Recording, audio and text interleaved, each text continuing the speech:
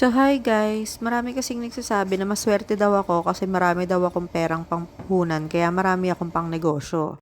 Gusto ko lang sabihin sa inyo na hindi nyo kailangan ng maraming pera para magnegosyo guys.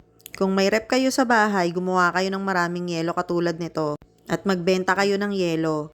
Dahil pag nakabenta kayo ng 10 yelo sa isang araw, 50 pesos yon at pag sa isang buwan naman ay 1.5 na yon. Ano pa kung mas maraming yelo yung mabebenta mo, 'di ba? Pandagdag na rin yun ng bigas at ng ulam sa bahay nyo.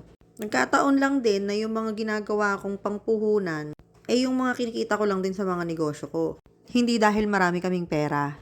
Hindi lang talaga ako gastador. Maraming paraan para makapag-negosyo ka. Siguro kulang lang kayo sa diskarte. Kailangan mo lang mag-isip kung paano paparamihin yung pera mo. At dapat, hindi porket maliit yung kitaan, hindi mo nasusubukan. Dahil ako, nagsimula din naman ako sa maliit na kitaan.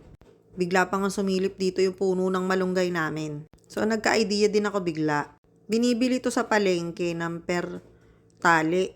So, pwede mo rin siyang putulan ng tangkay, tapos itali mo. Ibenta mo sa mga kapitbahay mo ng 5 or 10 per tali.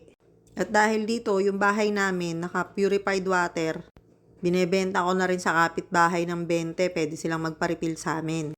So, tinangkayan ko na nga yung puno ng malunggay namin dahil nakita ko siyang sumilip sa video. Wala akong puhunan dyan pero kikita ko dyan, 'di ba? So, kung naisip kong kumita ng pabarya-barya dito, sana naisip nyo rin na pwede kayong kumita kahit walang puhunan. Hindi dahilan yung kahirapan para yumaman kayo. Tamang mindset lang at tamang diskarte sa buhay. Hindi mo kasalanan pinanganak kang mahirap. Ang kasalanan mo dyan, yung mamatay ka pa rin mahirap. Para sa'yo to kung napanood mo to.